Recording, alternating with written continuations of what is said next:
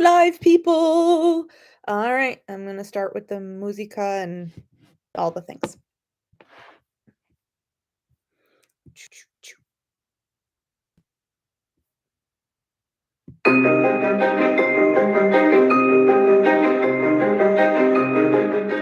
Hello and welcome.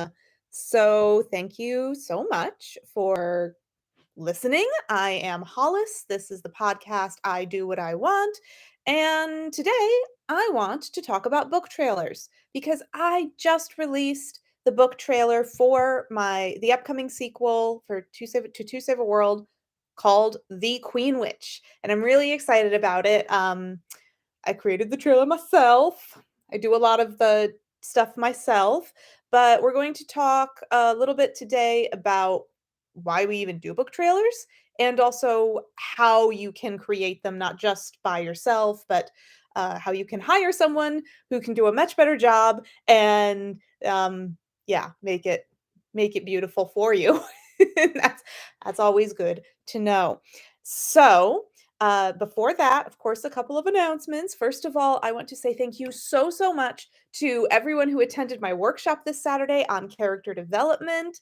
I was thrilled with all the concepts I was hearing. I was thrilled with the feedback, quite frankly, and it went beautifully. And I hope that you all will continue to email me questions and let me know how you're doing because I'm genuinely interested and a lot of those concepts sound really cool and I want to read them in the future, so tell me when you're publishing. But that was great. I will have another workshop because this was a success, so I will be doing workshops quarterly, writing workshops. And again, these, even though I am a fantasy writer, these workshops will be able to be applied to any type of writing that you do. If you are a poet, if you are a nonfiction writer, biographies, autobiographies, of course, fantasy and fiction, historical, whatever. I'm trying to make it so that these workshops will apply to any and all writing styles, at least here in the first year that I am doing them. Obviously, as I start to use more content, I will have to get more specific in later workshops. But 2023, everything's going to be a broad scope. So, other announcement is, of course, The Queen Witch, the second book in the Rashan series, which is a fantasy book series written by me. And that will be coming in April. The cover reveal happened last week, February 19th. Yay! I'm really happy with the cover. Thank you so much for all your wonderful comments and everything like that. I really appreciate that. Thank you. And then of course, again, book trailer just came out with that pretty cover at the end again. And then the re-release of the first book, To Save a World, is actually going to happen in June. I wanted to, I think I've mentioned before on the podcast that I wanted to, number one, make the covers look like a set. When I initially wrote To Save a World, I didn't realize I would be creating a whole fantasy book series using that as my, origin book for it as the first book. But and I am so sorry if you can hear that because my husband is running the garbage disposal upstairs. Anyway, I hope that wasn't too distracting. It obviously distracted me.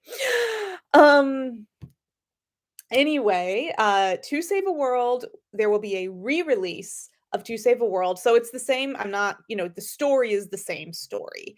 It will be edited better, meaning the content isn't changing, but if you've read To Save a World, my first book, it's not the worst thing ever, but there are definitely some errors that the previous quote unquote editor who looked at it just didn't catch because I firmly believe that they didn't even bother to read it. So pretty much any typos that I personally did not catch didn't get corrected. And there were a few other things in the interior page layout that I wanted, like a full scale map of the world and so on and so forth. So it will be a much more beautiful page layout. It will be a really gorgeous, a gorgeous cover that is going to complement the Queen Witch, so that every book in the Rashawn series is going to look like, it'll be gorgeous on your shelves in a box set. And I'm really excited about that. Quite obviously, I haven't shut up about it in several minutes. So, anyway, I will also be creating a book trailer for To Save a World because for the re-release, because I've never actually made a book trailer for To Save a World, because at the time that I was first publishing it, I was such a little publishing baby that I didn't know what I was doing.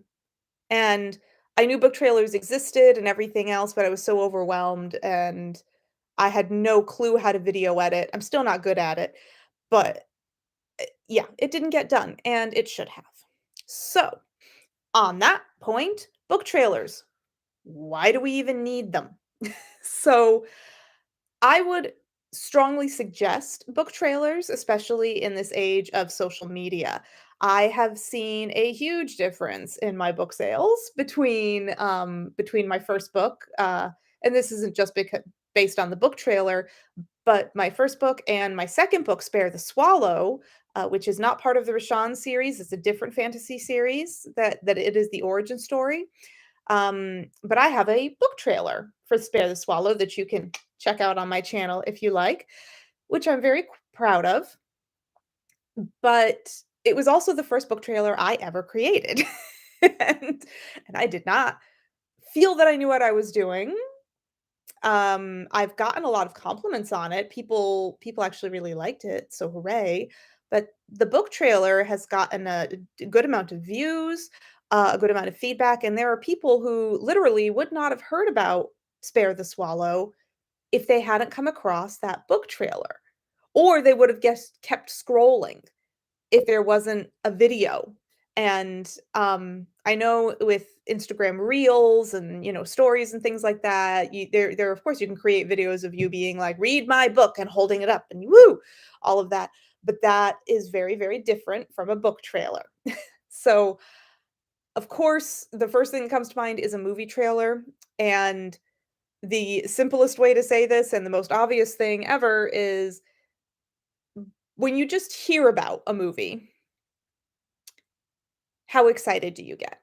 On a scale of 1 to 10. For me, unless it's if it's a movie that maybe I don't know the actors or anything like that, it's just kind of a neutral thing, but maybe I would be into the subject matter, like it's a subject matter that I'm into, then I would go, "Hmm, cool, I'll have to check that out."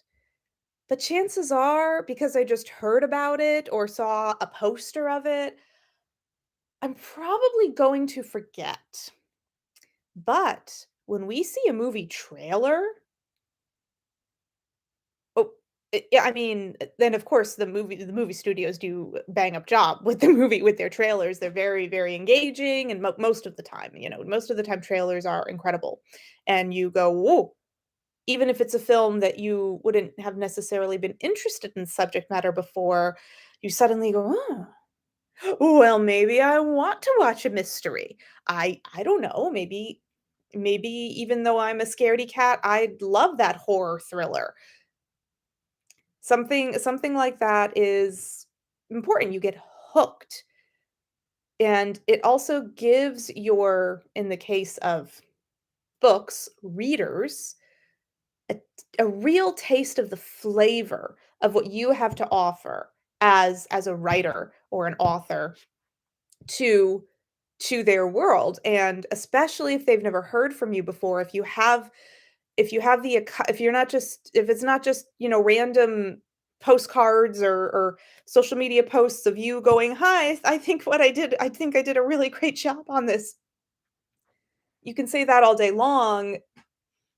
Your readers don't care until you show them what flavor, what the feeling of that book really is. And book trailers, haha, book trailers do that for your readers, and they can hook a whole other group, a whole other level of people who would have maybe heard about your book in passing, but then completely forgotten about it. Not because they didn't care about you or weren't interested in your genre or whatever, but just because there was nothing that stuck in their brain, no music, they didn't hear any, that no phrasings, no imagery, nothing that like hooked, really hooked and stuck. And then that was it. So I do think that book trailers, especially in this social media day and age, are really important and very valuable as a writer to have, even if they are like frankly like my book trailers, because I am still learning how to do these. Um, and I want to get better, and some of it is a budget constraint. But I again, even with my very novice level abilities, I have seen a difference in my sales. And the biggest change in my marketing is that I had a book trailer.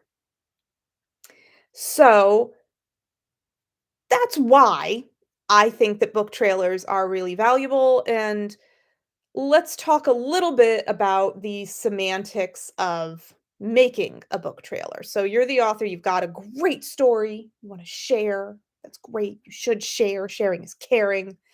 Also sharing is revenue. So rule number 1, don't make it too long. I cannot stress this enough. Attention spans are tiny in this day and age.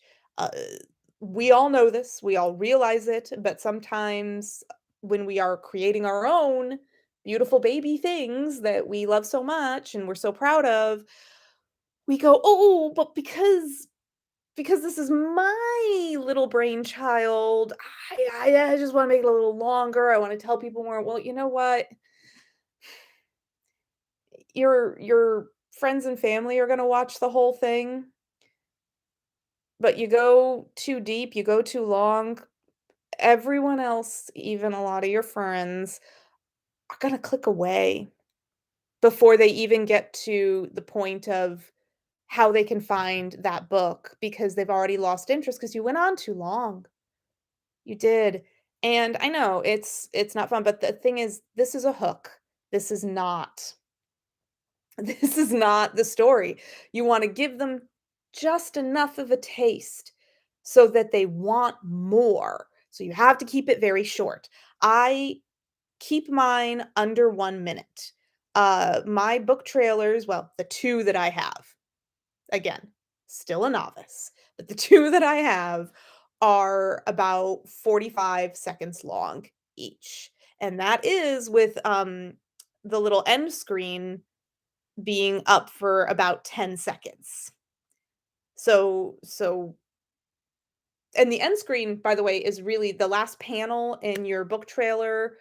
Again, just like movie trailers tell you at the end, think about the last thing you see in a movie trailer. It tells you the title of the film, it tells you when it's coming out, and it tells you where to find it, where you can go watch it. You need to do the exact same thing with your book trailer, except instead of in theaters, you have, will be available on Amazon or something if you like.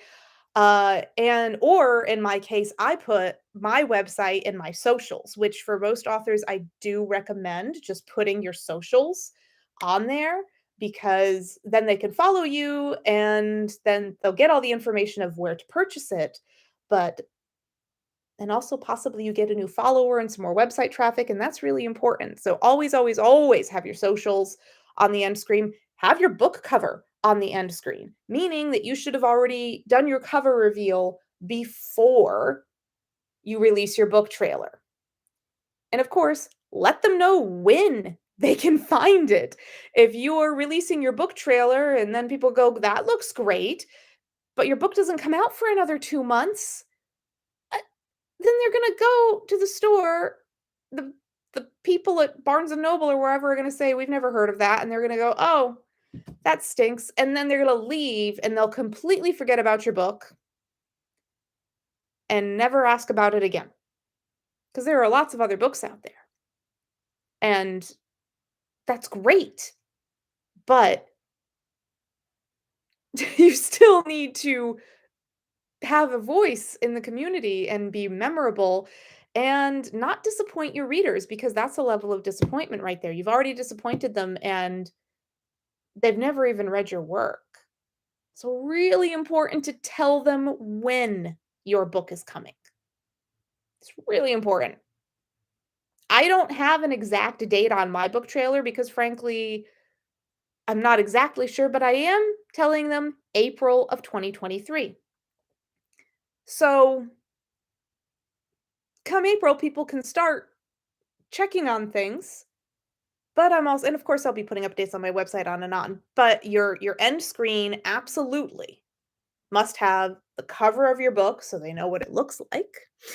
Must have when the book is released, even if the book's already released. Just put the release date in there because people can tell, can read and tell time and stuff. And if they see a date that is already passed, they're like, awesome. It's already in the store. So have that and put your socials um slash where they can find the book to purchase it. These are the main things you really must have on at the end of your book trailer. And again, so the content of the the actual like hooky, like ooh, a magic part is for me about 30 seconds.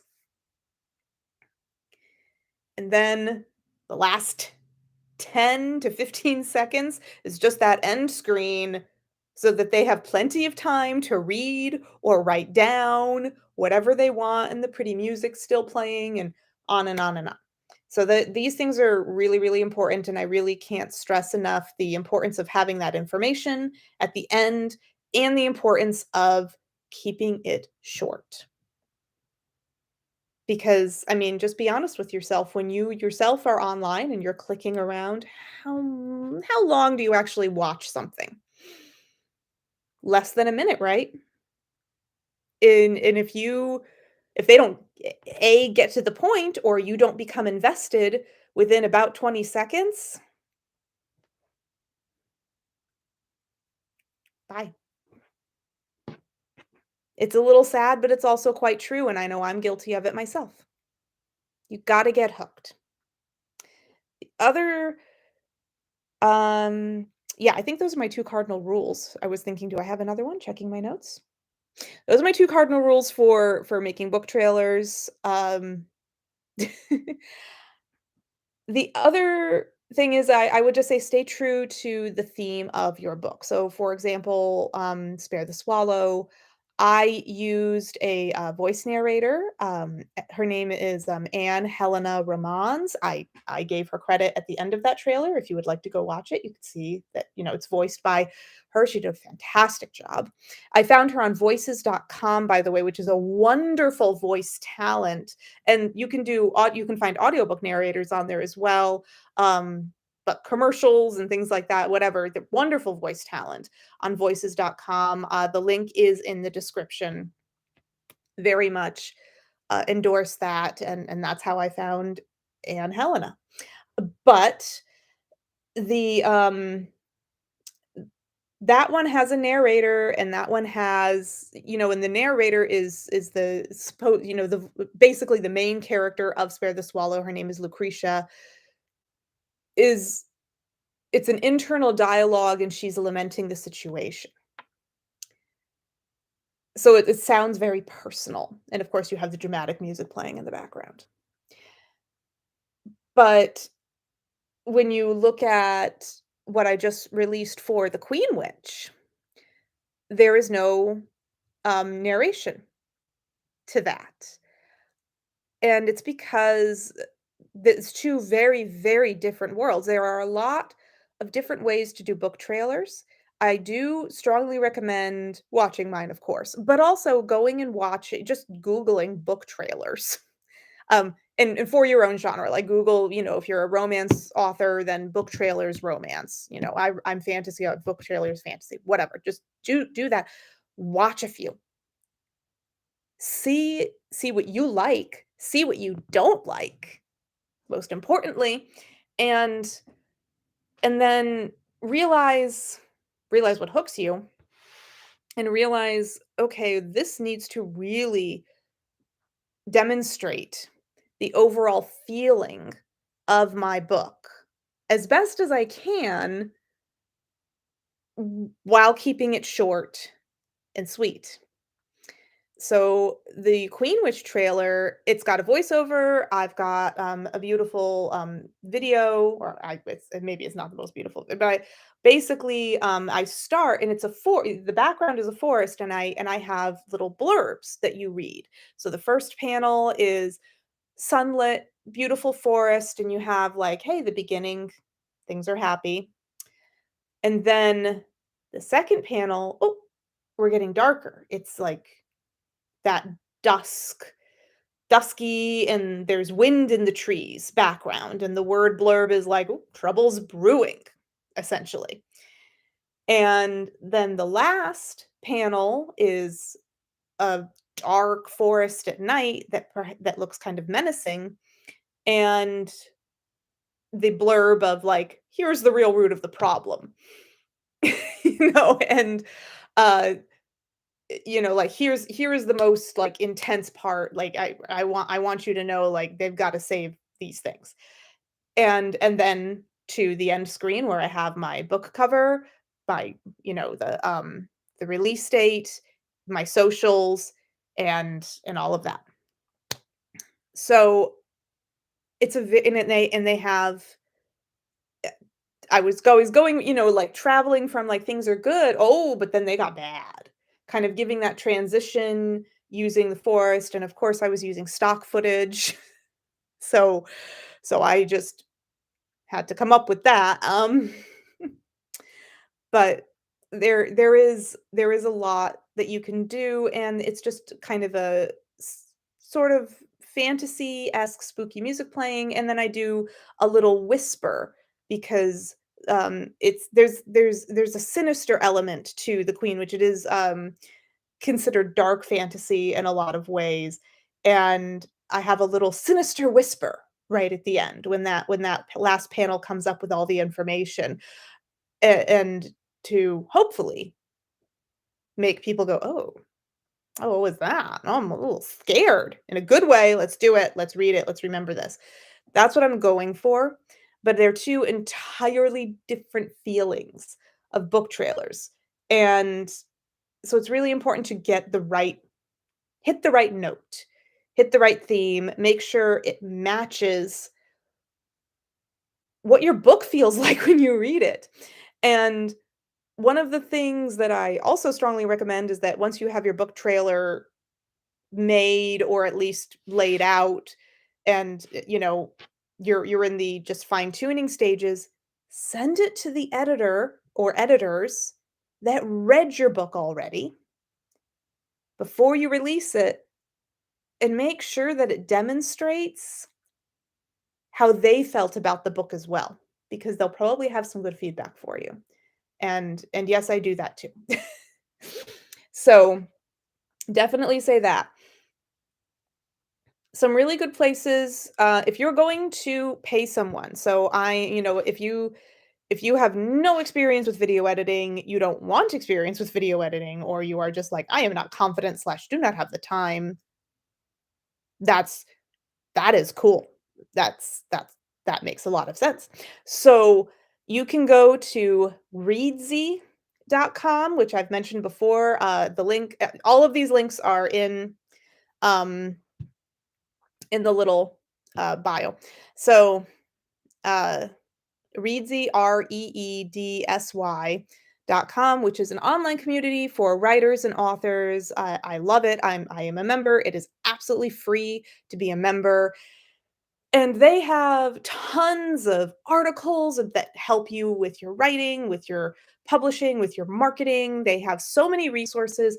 And perhaps most importantly of all, they have all of these professionals, video editors, editors, book cover designers, page layout designers, marketing professionals from all over the world that can help you. And that is something that is invaluable. And so you can easily go on Readsy and either read about, find some articles and things on how to create a really great book trailer, which is always helpful, and or then go find a video editor who can help you create that. A video designer, editor, or whatever, to help you create said book trailer, and that, or even marketing representative to help you create it. So that's good. Fiverr, the Fiverr, 2 R's, they are also great. There's a huge freelance community of professionals, many, many designers, video editors, that sort of thing. Fiverr, to my knowledge, I haven't explored this website as much. Obviously, it's free to go on there and be a member and browse.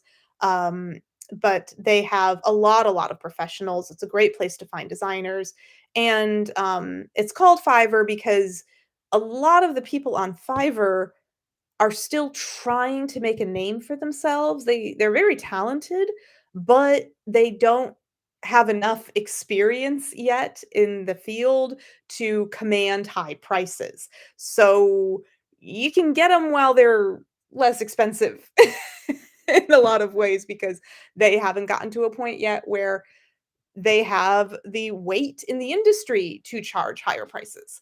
So, they're trying to gain that experience and get there and help them along. So that is really good.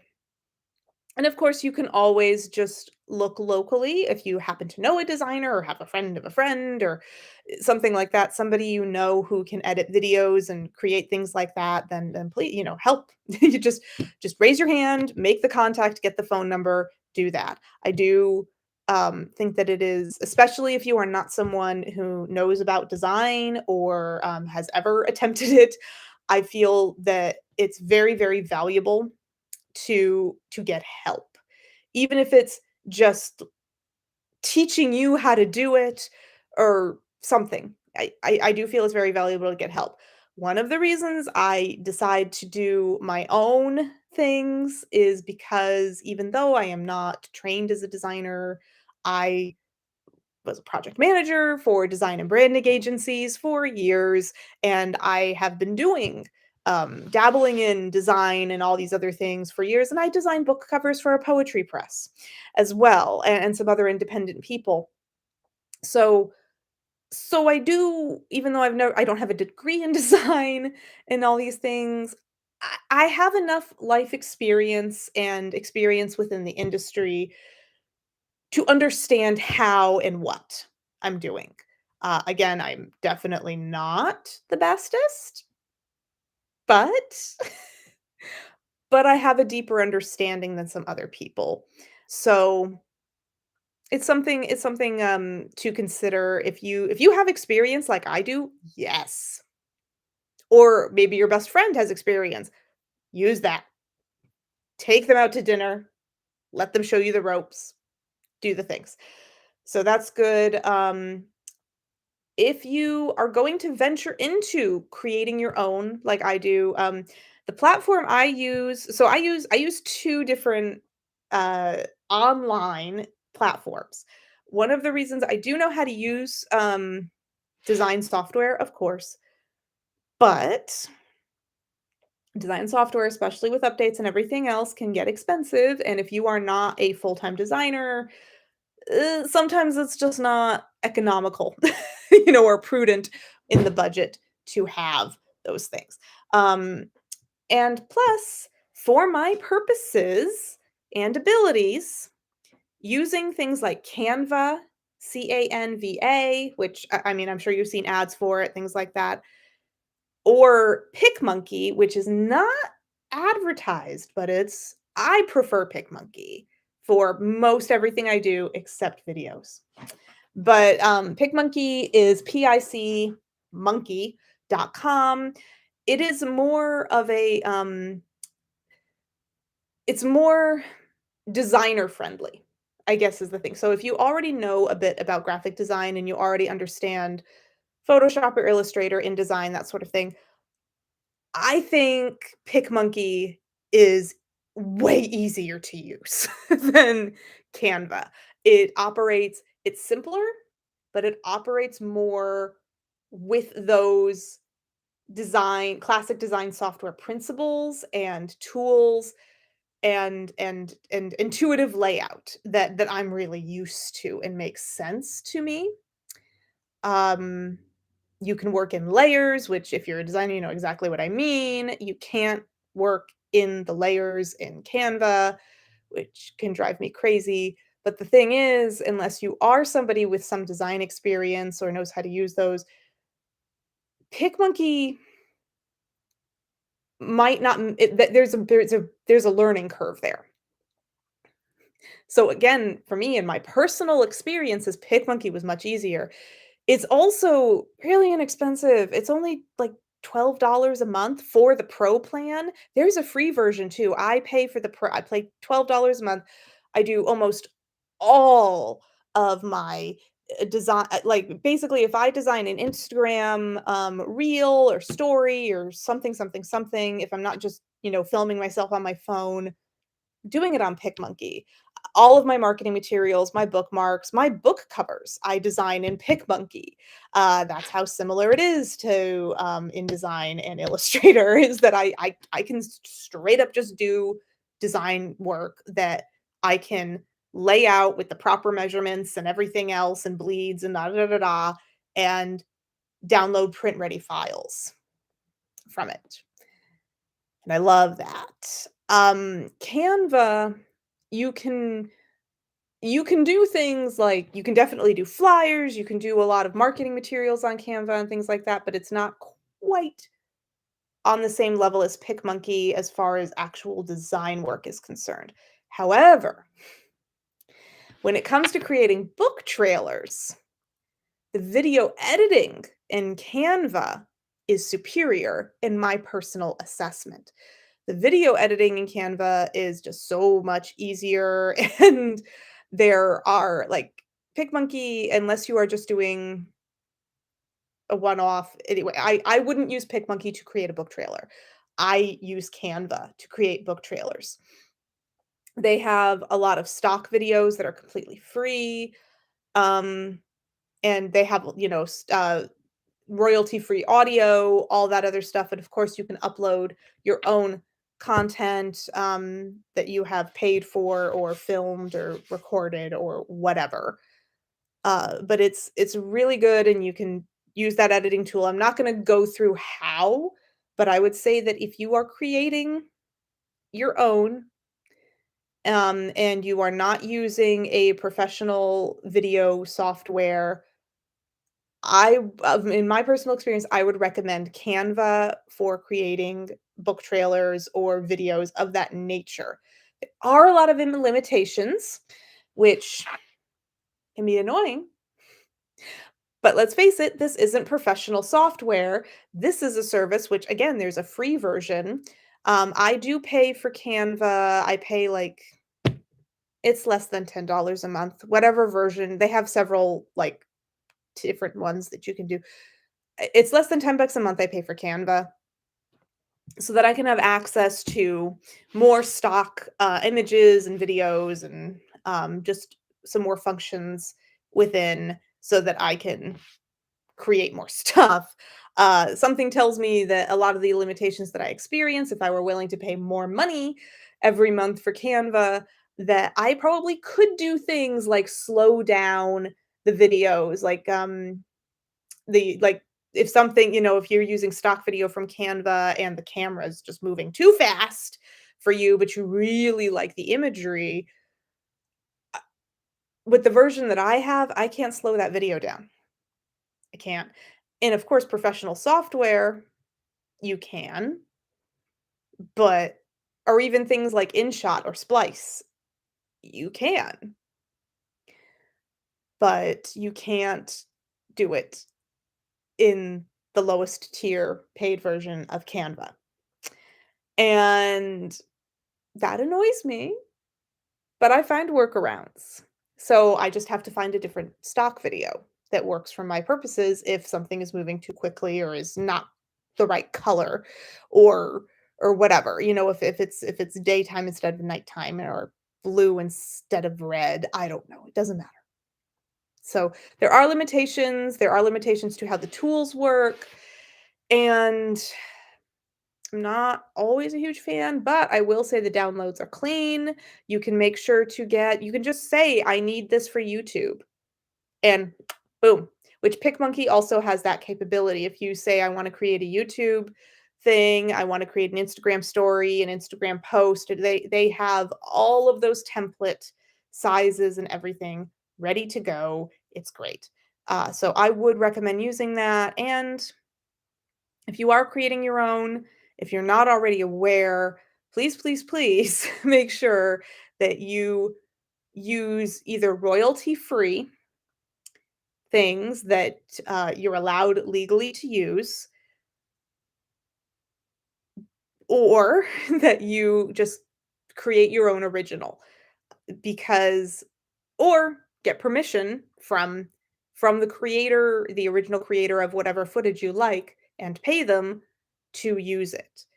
There are a lot of things that you can grab from the internet and you don't realize you're stealing sometimes, but keep in mind that a lot of people don't even it doesn't even occur, and I totally get that.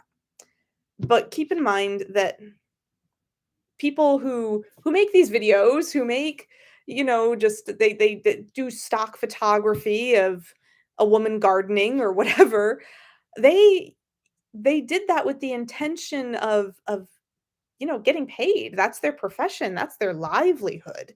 And if you steal the image or the video and don't pay them, then you are stealing and taking money out of their pocket. And also, if they find out about it, they can sue you and force you to remove whatever that image is. So for your own good, um, use royalty free, your own content, your own original content, or make sure that you purchase the whatever it is that you want or need for that book trailer, or any material that you're creating digitally, so that people don't get, so that everyone can be happy, and nobody your everything looks perfect and you're happy. So I would say that. The other option, of course, is getting some professional video software and learning how to use it. I I have not done that. It's expensive, presently not in my budget. It is something I plan on doing in the future, however. I do, of course, plan on continuing to write books. I plan on continuing to do all sorts of things. So for me, using Canva to create my book trailer it's a temporary situation, but it is just my right now. So of course, there's a learning curve. You have to have enough experience to create your software, and you have to have, you know, an eye for it. You have to be able to artistically create something that looks beautiful and represent and visually represents your book, your story. Um, so yeah, having or taking you can take a class too, honestly. Even if you don't have a design background, that's totally fine. I encourage everyone to keep learning, but especially when it comes to things like designing software and videos and everything, taking a class on how to do it, whether it's online or at an adult learning center or whatever, is probably going to just help by miles. So if you have zero experience with design, on and on, watch some tutorials, take some quick classes, make sure, because then you get the best product out of yourself, because then you know what you're doing, and that just makes sense. So that is something that can be the best option, but it does take training. It does take you learning how to do it. And I will have a learning curve when I get some software because I haven't used video editing software before. Frankly, I'm a little afraid, but I can do it. I'm going to make it happen. Just not right now. So that's what I have to say about book trailers. I'm pro book trailer, absolutely, quite obviously. And I think that all authors should go ahead and make an effort to have them. I do. I think, and again, it doesn't matter what kind of book you have. It doesn't matter even for short stories. Though for short stories, just for the sake of it, I would actually make the book trailer shorter. So the novels that I write, they're, between 300, 400 pages long. Um, and my trailers are 45 seconds on average. So I would say if you have a short story, instead, try to cut that trailer to 20 seconds because that actually sets a subconscious expectation from the watcher to understand that, oh, it's shorter, short story. And I like psychological things. Anyway, I wanted to say thank you so much for listening. Um, I know you don't have to get your podcast information everywhere, so I appreciate that you came and got it here. And if you have any questions, as always, you can always DM me, you can comment on the video, you can anything you want. Just my Instagram is below in the links. Just let me know and look for the Queen Witch. I appreciate you all very much.